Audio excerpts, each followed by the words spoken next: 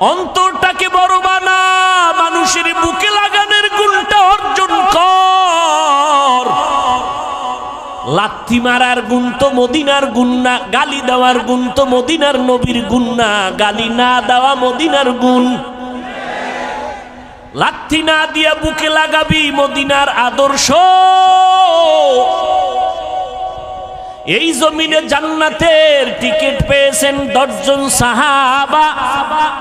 আবু বকর জান্নাতের টিকিট পেয়ে মরণ পর্যন্ত শুধু কান্নার আওয়াজ। আমি আল্লাহর আদালতে কেমনে দাঁড়াবো, কেমনে হিসাব দিব। ওমর কাঁদতেছেন, উসমান কাঁদতেছেন, ওই অন্ধকার কবরে আমি কেমনে একা থাকবো। হযরত আলী কাঁদতেছেন, রাতের গভীরে কান্নার আওয়াজ। নবী কান লাগাইয়া নজর করে দেখেন আবু বকর তাহাজ্জুদে কান্না করে। এরে পর্দার আড়ালের আম্মা জানেরা, এরে আম্মা জান, ওই জাহান্নামী নারী এমন কোন গুনাহ নাই করে নাই।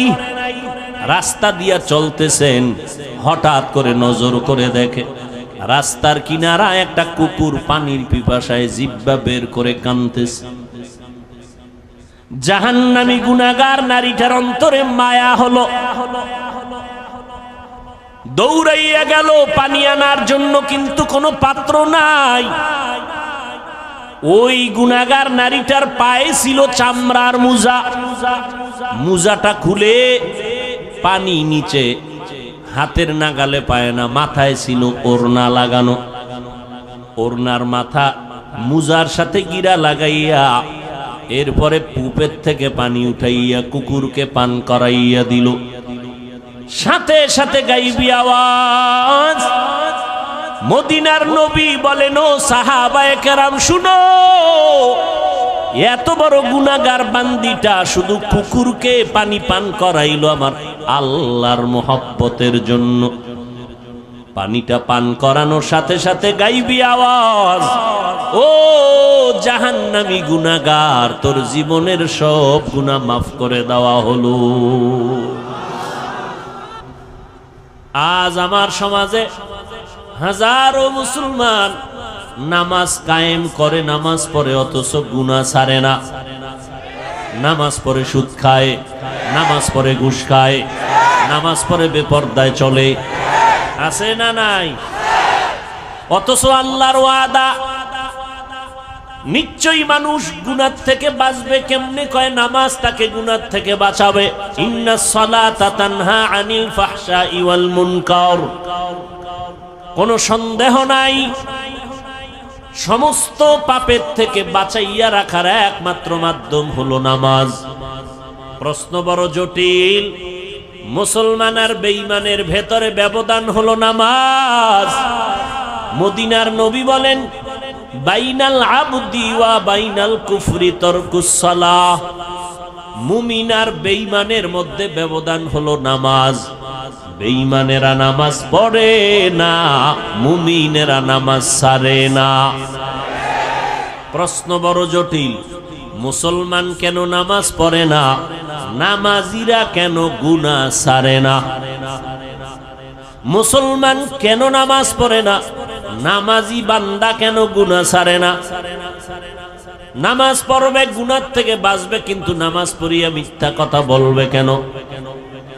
নবমুসলিম রাহমাতুল লিল আলামিনের হাতে একজন নবমুসলিম নতুন মুসলমান হলো। নবীজি বললেন, ঈমান আনার পর প্রথম দায়িত্ব আপনার নামাজ আদায় করবেন। নবমুসলিম নামাজ আদায় করা শুরু করলো। কিছুদিন পর নবীর কাছে অভিযোগ দিলেন ভিন্ন কয়েকজন সাহাবা, পয়গম্বর, অমুক নবমুসলিম নামাজ পড়িয়া বাইরে গিয়া গুনাহ করে। নবীজির আদত, কোনো অভিযোগ শুনলেই কোনো আওয়াজ দিতেন না। একবার বলার পরে, দুইবার বলার পরে, তিনবার বলার পরে নবী তার জবাব দিতেন। একবার অভিযোগ দিলেন, কোনো আওয়াজ নাই। দ্বিতীয়বার আবার অভিযোগ দিলেন, কিছুদিন পরে এবারও কোনো আওয়াজ নাই। এই মোবাইল বড়দোয়া দিব তোদের জন্য, দিলে কিন্তু সাইজ হয়ে যাবে। কারণ আমার আমিন কবুল না হইলেও এই ময়দানে বহু আমিন কবুল হনেওয়ালা লোক আছে। গুনাহ ছাড়বি না? তোর বাপের লাগে মান্নত করে আইছো যে আকাম কইরা জাহান্নামে যাবি, এতবার বলার পরেও কি লজ্জা হবে না?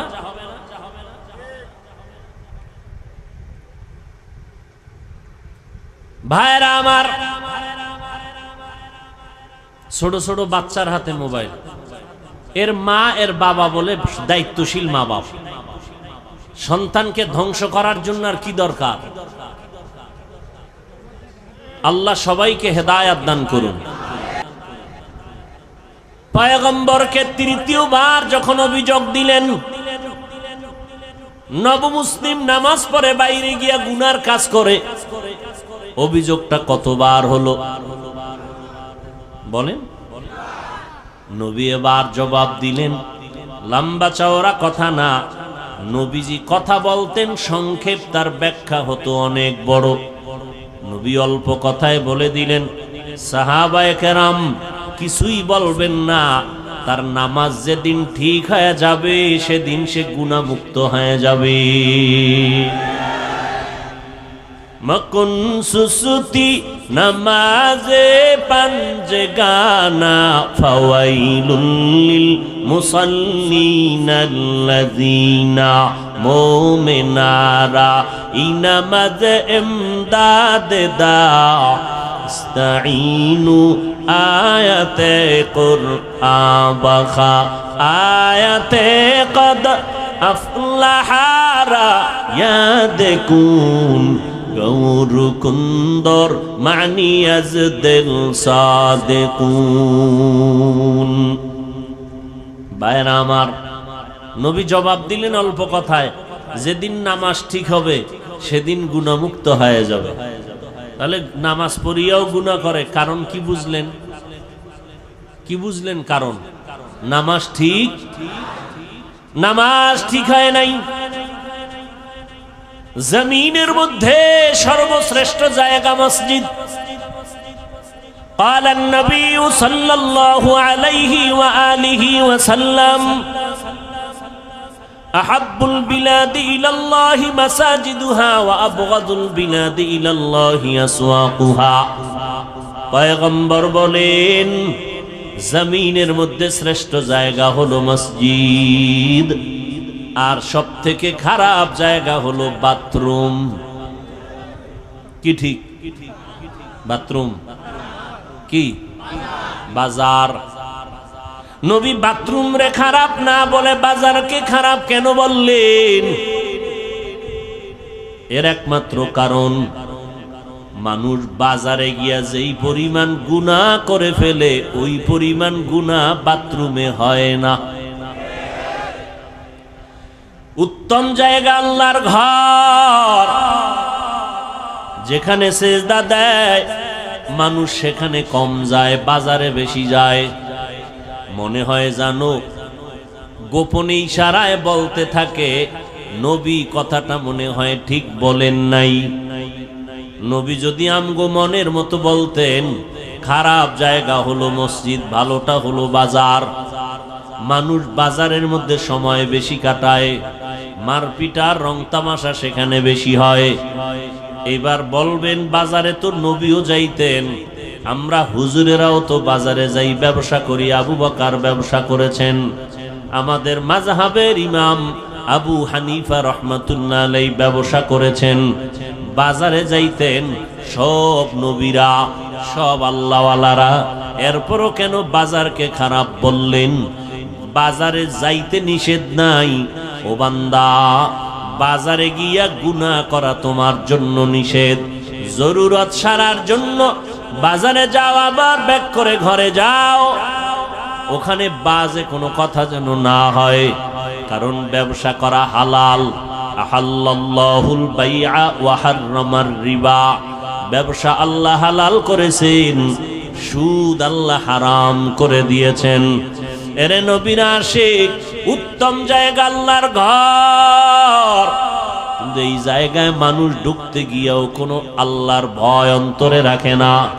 আল্লাহর ঘরে যারা যাবে এরা জমিনের কোনো মেহমান না, এরা আমার মালিক রব্বুল আলামিনের মেহমান।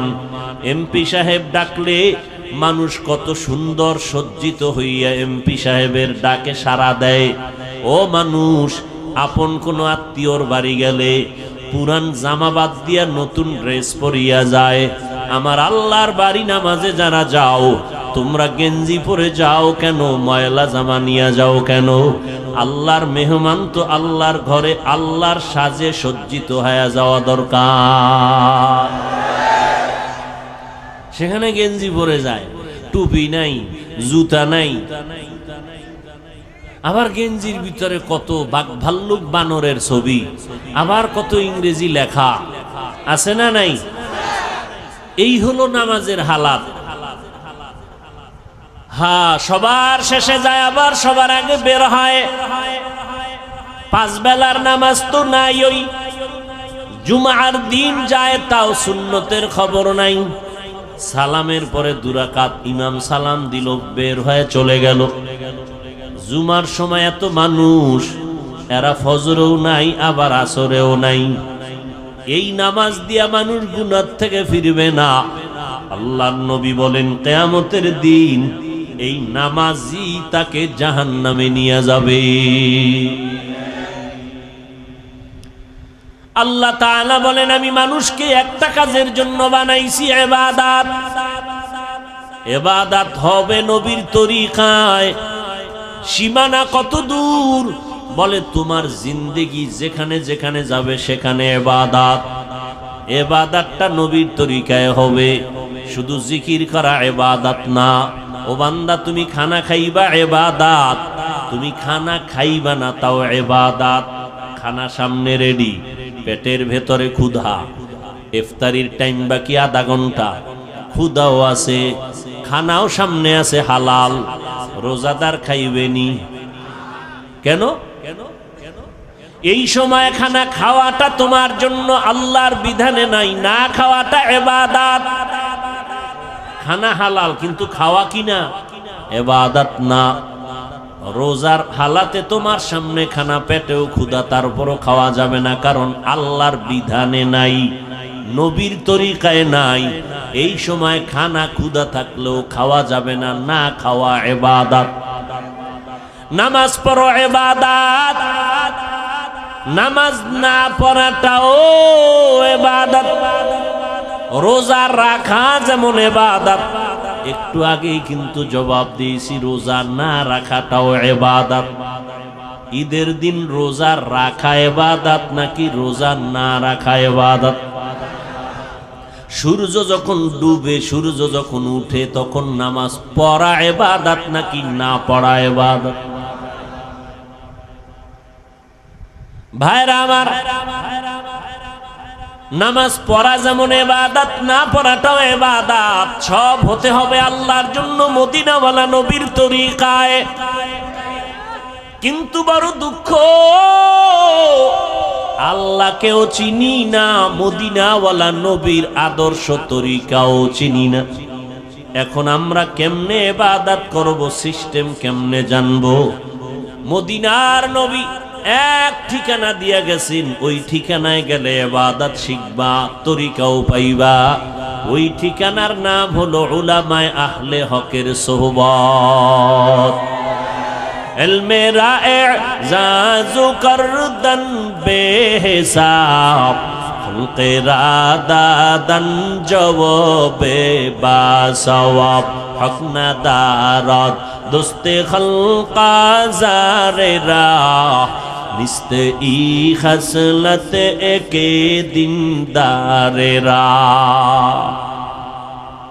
আল্লাহর জন্য ইবাদত করো, অল্প হলেও নাজাতের জন্য যথেষ্ট। আল্লাহ বেশি আমলের জন্য তোমাকে টাইট করেন নাই, তাকিদ দেন নাই, বরং আল্লাহ কোরআনের এক জায়গায় বলেন আল্লাযী খালাকাল মাউতা ওয়াল হায়াতা লিয়াবলুয়াকুম আইয়ুকুম আহসানু আমালা।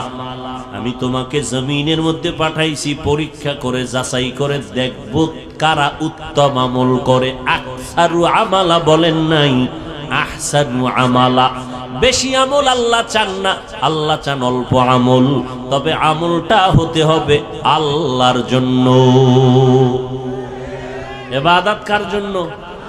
মা খালাকুতুল জিন্না ওয়াল ইনসি বাখা, জুজ ইবাদত নিস্তে মাকসুদ আজ্জাহা।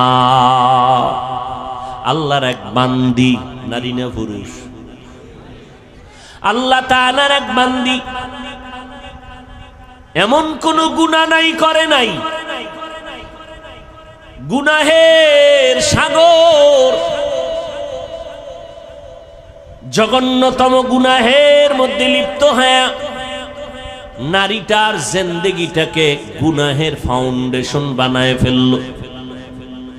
হেদায়েতের মালিক কে?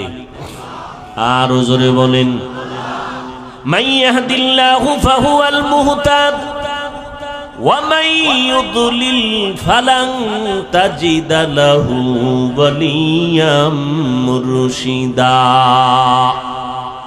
আল্লাহ চাইলে হেদায়াত দিবেন তো হয়ে যাবে, আল্লাহ যদি চান না হেদায়াত দিবেন না, সে হেদায়াত পাবে না।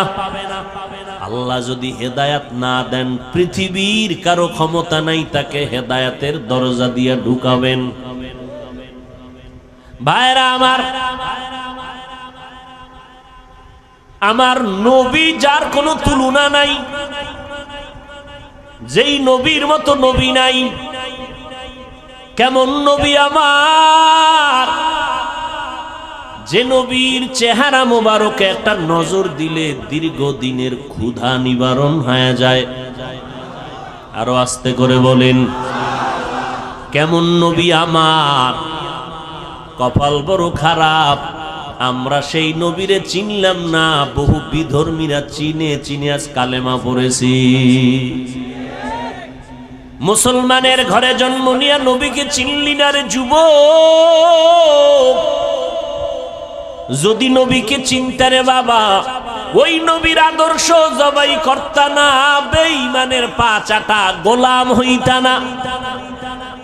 কেমন মায়ার নবী আমার, 23 বছরে এমন এক আদর্শ নবী রেখে গেলেন, কিয়ামত পর্যন্ত নতুন কোন আদর্শের প্রয়োজন হবে না।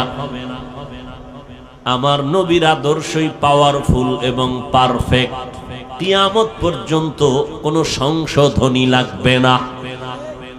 যদি কোনো মুনাফিক আওয়াজ দিয়ে কয় সেই 1500 বছর আগের ইসলামটাকে একটু মডিফাই করা দরকার, সেই মুহাম্মদের 1500 বছর আগের পুরানো আদর্শ একটু চেঞ্জ করা দরকার, জুতা হাতে নিয়ে জানায় দাও রে বেঈমান, তোর বিবেকটাকে পরিশুদ্ধ করা লাগবে, চেঞ্জ করা লাগবে।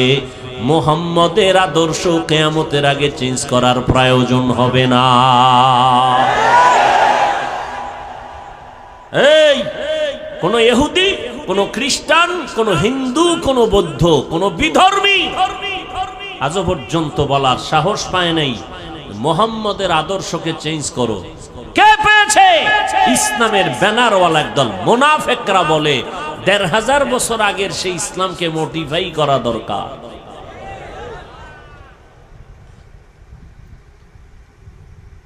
এদের থেকে খুব সাবধান।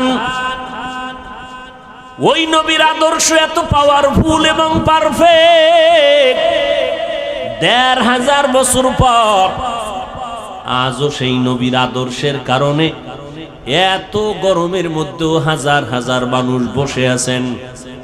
টাকার লোভ নাই, খাওয়ানোর কোনো ফিকির নাই, বসার জায়গাও ভালো না। কোন এমপি সাহেব এতগুলো মানুষ যদি এক জায়গায় বসায় রাখতে চাইতেন, আসা যাওয়ার অগ্রিম গাড়ি ভাড়া দিতে হতো, ঠিক নেই? বসার জন্য ভিআইপি ব্যবস্থাপনা, এরপরে ফাঁকে ফাঁকে নাস্তা, না হয় চেয়ারের বাড়ি, এরপরে নিয়ন্ত্রণের জন্য কত আইন শৃঙ্খলা বাহিনী। কিন্তু তাকাইয়া দেখো এতগুলো মানুষ এখানে বসে, আসা যাওয়ার ভাড়া দেওয়া হয়েছে, বরং ফাঁকে দিয়া কিছু টাকা রেখেও দিল দ্বীনের নিসবতে দান হিসাবে। অনেক আবেগওয়ালা মুমিন পুরা টাকা দিয়া দিয়েছে দ্বীনের জন্য, প্রয়োজনে হেঁটে হেঁটে ঘরে যাবে। বসার ভিআইপি ব্যবস্থা, কথা বলেন না কেন? অনেকে দাঁড়ানো, বসার কোনো জায়গা নাই। কে ধনী, কে গরিব, কে শিক্ষিত, কে মূর্খ, কোনো ভেদাভেদ নাই। ফাঁকে ফাঁকে কোনো পানীয় নাস্তার আয়োজন, নিয়ন্ত্রণের জন্য কোনো আইন শৃঙ্খলা বাহিনী। এতগুলো মানুষ র্যাব, আর্মি, পুলিশ, বিডিআর দিয়াও নিয়ন্ত্রণে রাখা যায় না। আর এতগুলো মানুষ, বসার কাইফিয়াত নাই, জায়গা সুন্দর না, খানারও আয়োজন নাই, টাকারও কোনো ব্যবস্থা নাই, যাবে কেমনে ঘরে তারও কোনো চিন্তা নাই, চুপচাপ বসে আছে। একটু চিন্তা করা দরকার, এটাকে কেউ না কেউ পেছন থেকে নিয়ন্ত্রণ না করলে তো হয় না। যিনি কুদরতের দ্বারা নিয়ন্ত্রণ করেন তিনি আমার আল্লাহ। ওই আল্লাহকে এখনো চিনো না রে যুবক? কই আজকে এত দুশ্মন সারা দুনিয়া জুড়ে?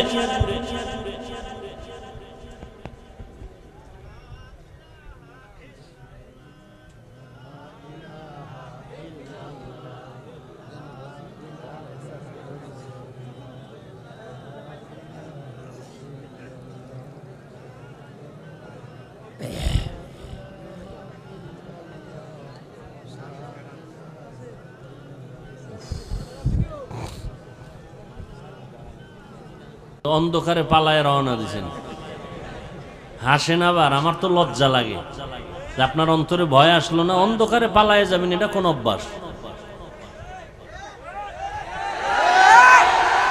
ঠিক বে ঠিক বুঝে বইলেন, বদনাম কিন্তু আপনাদেরই। ভাইরা আমার, সারা পৃথিবী জুড়ে এত দুশ্মন, ইহুদি বেঈমান সব বিধর্মীরা চায় কোরআনের আওয়াজ বন্ধ হয়ে যাক, মাদ্রাসা বন্ধ হয়ে যাক, ওয়াজ মাহফিলের মাইকের আওয়াজ বন্ধ করো, শব্দ দূষণ। এইভাবে যুগে যুগে ওরা ষড়যন্ত্র করলো, হাজারো মাদ্রাসা বন্ধ করে দিল, আলেমরে জবাই করলো, ফাঁসির মঞ্চে ঝুলাইলো। এখনো অপচেষ্টা কম করে না কোরআনের আওয়াজ বন্ধ করার জন্য। অথচ আমরা তাদের বিরোধী শক্তি না, আমরা বিরুদ্ধে বলি না। এতক্ষণ বয়ান করলাম, আরো করি, করতেছি, করব। কই হিন্দুদের বিরুদ্ধে বলি নাই, খ্রিস্টানের বিরুদ্ধে বলি নাই, ইহুদির বিরুদ্ধে বলি নাই, বৌদ্ধদের বিরুদ্ধে বলি নাই। এমন কি আমাদের ভেতরগত মুসলমানের ভেতরে কত দল আর কত মত। পাঁচকল্লি টুপি মাথায় দিয়ে বয়ান করতেছি, কোনদিন ভিন্ন টুপিওয়ালার বিরুদ্ধে বলি নাই। অথচ তাদের কাছে একটু জিজ্ঞাসা করতে মনে চায়, তুমি আমার সাদা টুপির বিরোধিতা কেন করো? কওমি মাদ্রাসায় লেখাপড়া করলাম, আজ পর্যন্ত আলিয়ার বিরুদ্ধে বলি নাই, স্কুল কলেজের বিরুদ্ধে বলি নাই। তাদেরকে জিজ্ঞাসা করতে মনে চায়, হযরতের আপনারা কওমির বিরোধিতা কেন করেন? তাবলীগের সমর্থন করি, কোনদিন তাবলীগ যারা করে না গালি দেই না, হিংসা করি না, দেখলে সালাম দেওয়ার চেষ্টা করি। জিজ্ঞাসা করতে মনে চায়, আপনি কেন তাবলীগের বিরোধিতা করেন? ইয়া নবী সালামু আলাইকা বলিয়া যারা দাঁড়াইয়া নবীরে টান দিয়া মদিনার থেকে নিজের বুকের সাথে নিয়ে আসেন স্টেজে, আমরা গালিও দেই না, হিংসাও করি না, দেখলে সালাম দেই। কিন্তু জিজ্ঞাসা করতে মনে চায়, আমরা যারা ইয়া নবী সালামু আলাইকা বলি না, আপনাকেও খারাপ জানি না, আপনি কেন আমাকে খারাপ জানেন? এত বয়ান করি, একটা ইচ্ছা করে কাউকে আঘাত করার মূলক কোনো কথা বলি না। দুই একটা কথা যদি অনিচ্ছায় হয়ে যায়, আল্লাহর কাছে বারবার ক্ষমা চাই। বয়ানের শেষে মোনাজাতে তওবা করি, ক্ষমা চাই। কারণ যে যেই লাইনেই হই না কেন, এখানে কত লাইনের মানুষ, কেউ সাদা টুপি, কেউ কালো টুপি, কেউ বসে নবীরে সালাম দেয়, দরুদ পড়ে, কেউ দাঁড়ানো, কেউ কওমি, কেউ আলিয়া, কেউ চরমনাই, কেউ তাবলিগ, আছে না? কিন্তু আমাদের দিলের তামান্না এবং অন্তর বড়, আমরা সব কথার একটা কথা দিয়ে দিলটারে সান্ত্বনা দেই। কে চরমনাই, কে উজানি, কে বাহাদুরপুর, কে নানুপুর, কে তাবলিগ, কে কোন দলের মানুষ, কে কোন টুপি পরে জানার দরকার পড়ে না। আমগো জানার একটাই পর দরকার হলো, আমরা যে যেই লাইনে থাকি আমরা সবাই আল্লাহর গোলাম, মদিনাওয়ালা নবীর উম্মত, মুসলমান। কি অন্তরে জায়গা দিতে মন চায় না? না, কি পরিমাণ অন্তর লইয়া ঘুরেন যে আমগো মতো বান্দারে দেখলেই চান্দি গরম। কি অন্তর এত ছোট কেন? পুঁটি মাছ খান না? বড় মাছ খাবেন, মাছের মাথা খাবেন, দিল বড় হবে। আমি পাঁচকল্লি মাথায় দিয়ে আপনাকে তো গালি দিই না, আপনার গালি কেন? ও গালি দেওয়া সুন্নত না? কি আপনার পীর সাহেবের সুন্নত না মদিনার সুন্নত? এরে যুবক, অন্তরটাকে বড় বানা, মানুষের বুকে লাগানোর গুণটা অর্জন কর।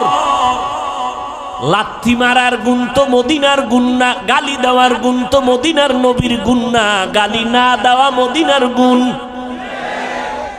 লাথি না দিয়া বুকে লাগাবি মদিনার আদর্শ। যদি বান্দার দিলটা নরম থাকে, আলহামদুলিল্লাহ, গরম থাকলে বেশি বেশি রোজা রাখো, মদিনার নবীর উপরে দরুদ পড়ো, দিল ঠান্ডা হয়ে যাবে। দরুদ পড়লে কি জেলাভি লাগবে? এটা কোন কথা? হাঁটতে, চলতে, উঠতে, বসতে সব সময় নবীর দরুদ পড়ো। দরুদ কম হবে না বেশি? দরুদ পড়লে কি দাঁড়াইতে হইব? তাহলে ঘুমাবাও দাঁড়াইয়া।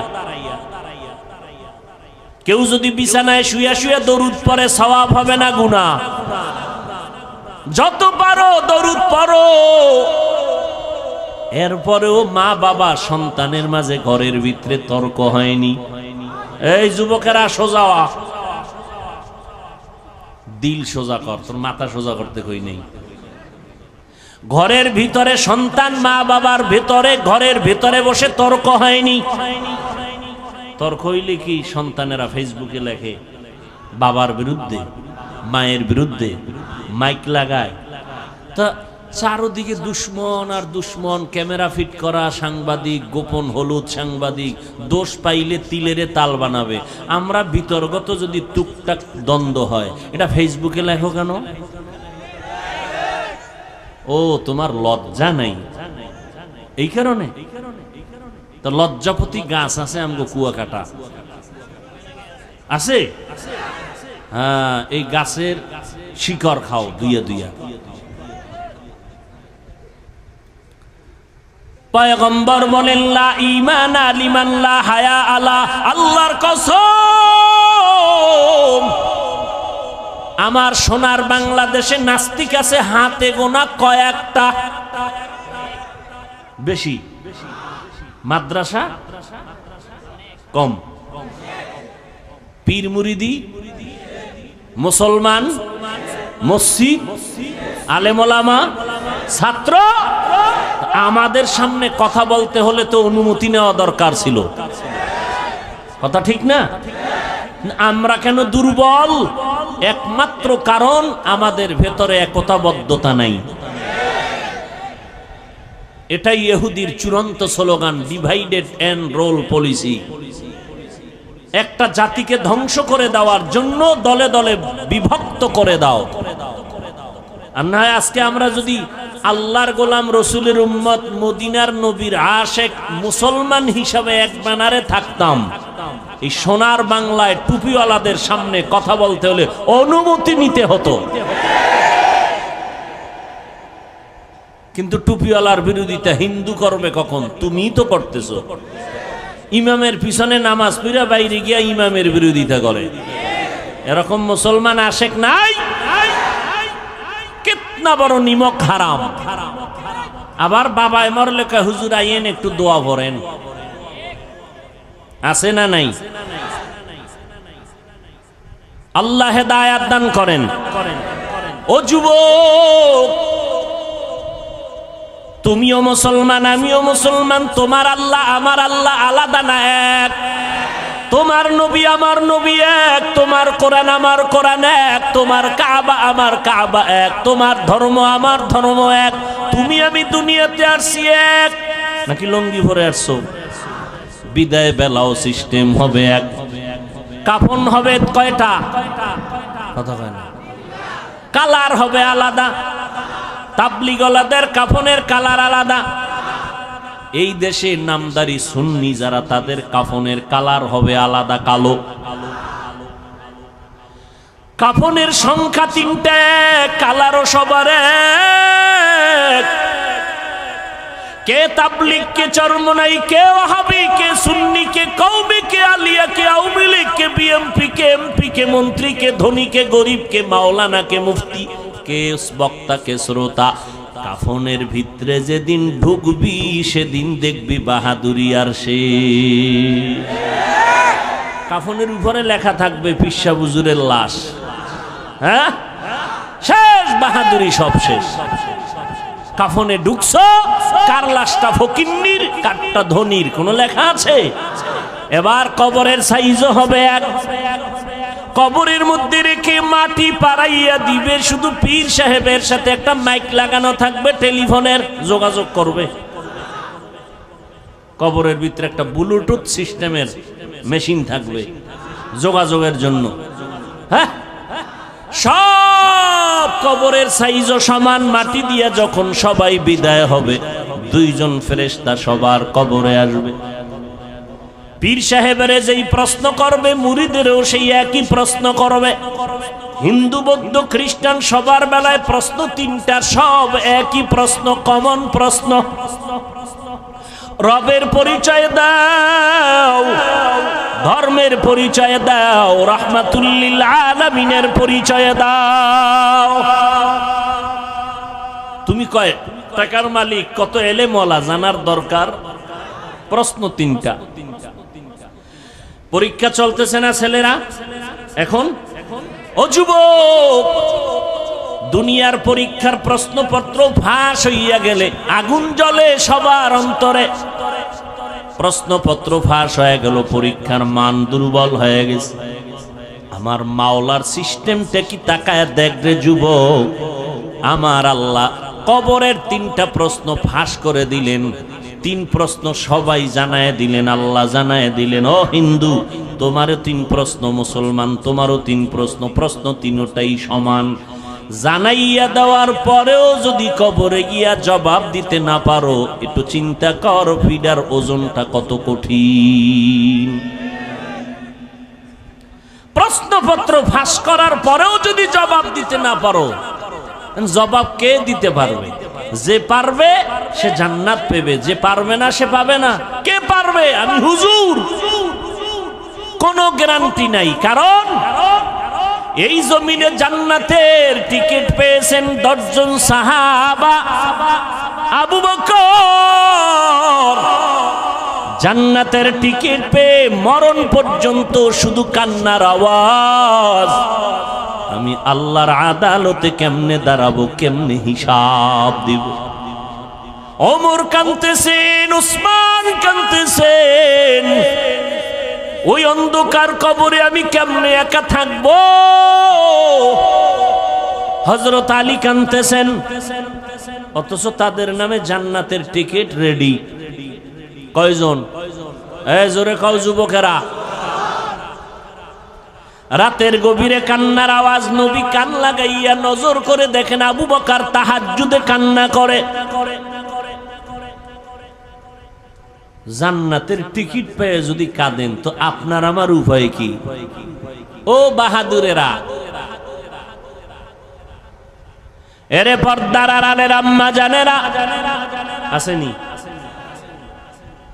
এরে আম্মা জান, ওই জাহান্নামী নারী এমন কোন গুনাহ নাই করে নাই। রাস্তা দিয়া চলতেছেন, হঠাৎ করে নজর করে দেখে রাস্তার কিনারা একটা কুকুর পানির পিপাসায় জিহ্বা বের করে কাঁদতেছে। জাহান্নামী গুনাহগার নারীটার অন্তরে মায়া হলো, দৌড়াইয়া গেল পানি আনার জন্য, কিন্তু কোনো পাত্র নাই। ওই গুনাহগার নারীটার পায়ে ছিল চামড়ার মোজা, মোজাটা খুলে পানি নিচে হাতের নাগালে পায় না, মাথায় ছিল ওড়না লাগানো, ওড়নার মাথা মুজার সাথে গিরা লাগাইয়া এরপরে পুপের থেকে পানি উঠাইয়া কুকুরকে পান করাইয়া দিল। সাথে সাথে গাইবি আওয়াজ, মদিনার নবী বলেন, ও সাহাবায়ে কেরাম শুনো, এত বড় গুনাহগার বান্দিটা শুধু কুকুরকে পানি পান করাইলো আমার আল্লাহর মোহব্বতের জন্য।